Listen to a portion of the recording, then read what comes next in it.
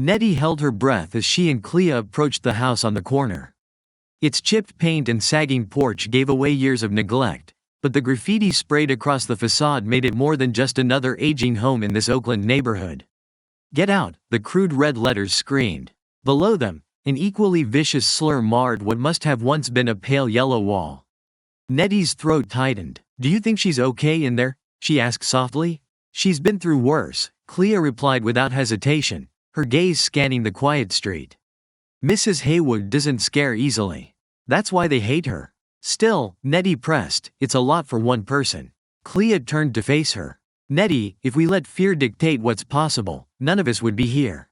Not you. Not me. Certainly not Mrs. Haywood." Nettie wanted to argue, but Clea had a way of closing conversations with a confidence that Nettie often envied. Instead, she adjusted her bag and followed her partner up the creaking steps. Inside, the air was heavy with tension and something medicinal, rubbing alcohol, perhaps. Mrs. Haywood appeared at the doorway of the living room, her eyes tired but determined. "You girls made it," she said. "Thank you for coming." "We're here to help," Clea replied. "How's Michael today?" Mrs. Haywood gestured toward the back room. "He's resting. Fever's still high." Nettie glanced at the closed door. She could imagine the boy inside, a child too young to understand the weight his mother carried. She thought about her father back in Haiti, his voice a constant in her memory. "Healing isn't just about medicine, it's about courage, Nettie. The courage to see pain, to hold it, and still believe in life."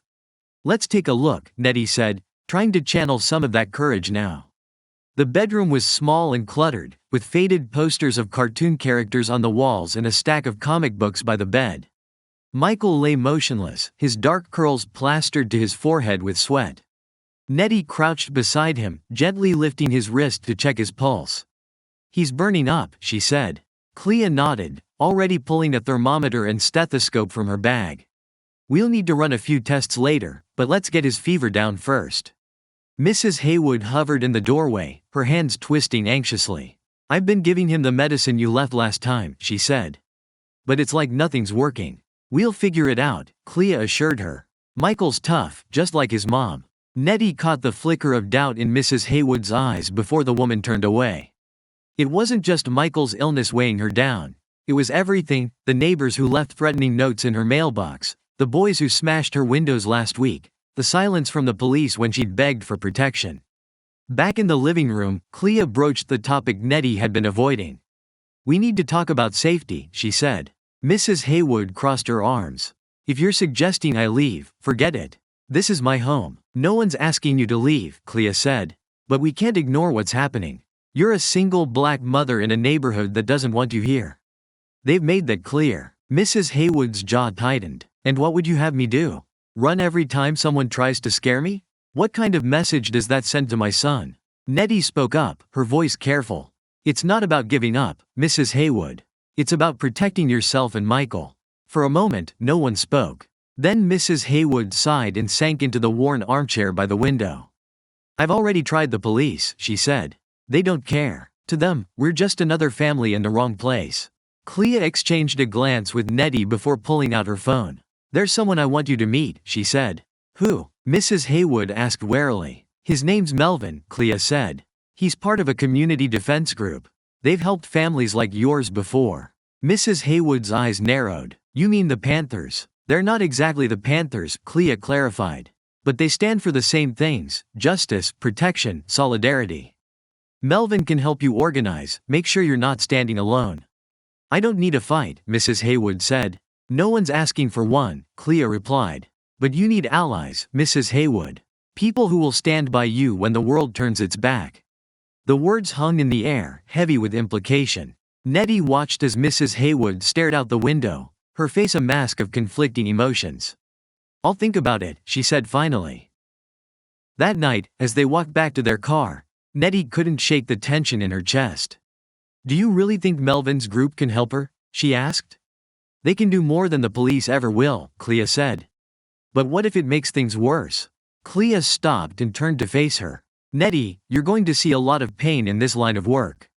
A lot of injustice. You can't fix everything, but you can't stand by and do nothing, either." Nettie looked away, her gaze falling on a street lamp buzzing faintly in the distance. She thought about Mrs. Haywood's weary eyes, Michael's fragile body, the slurs on the wall.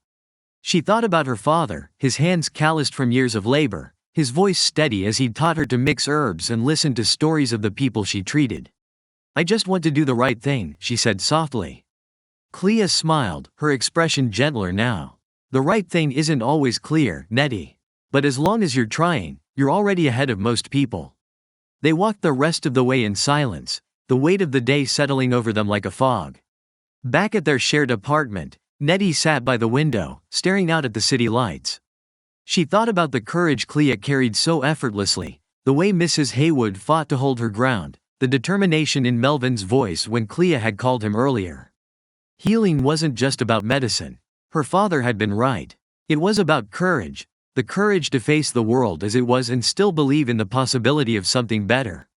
Nettie's thoughts were interrupted by a sharp knock at the door. She opened it to find Clea standing there, a serious expression on her face.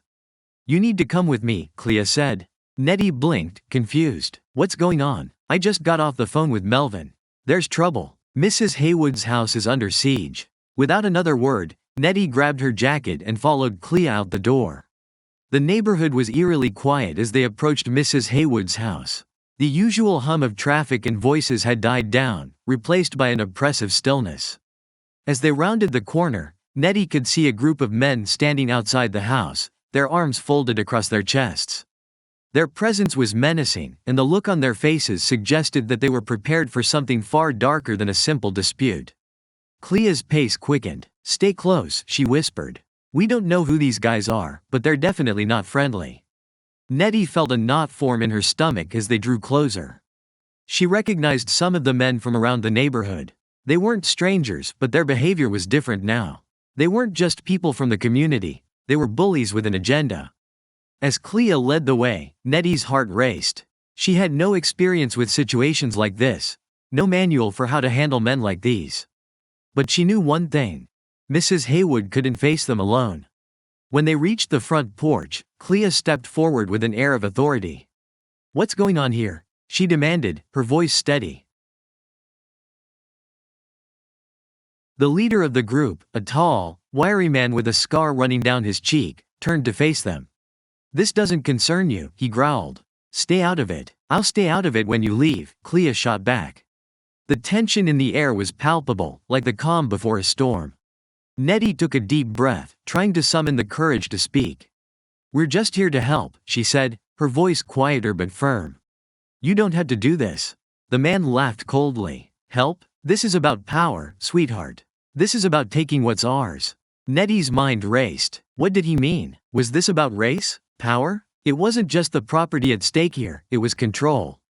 Control of a woman like Mrs. Haywood, control of a neighborhood that refused to stay silent.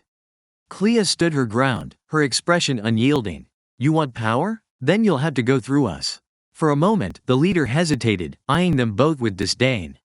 But then, without warning, he nodded to his men, and they started to move toward Clea and Nettie.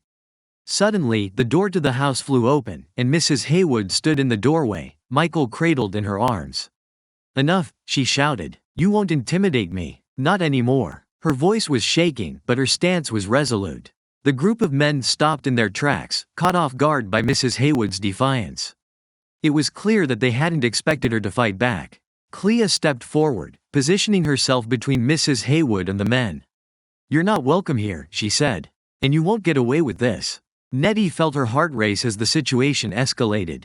She didn't know how it would end, but she knew one thing: they weren't backing down. And neither was Mrs. Haywood.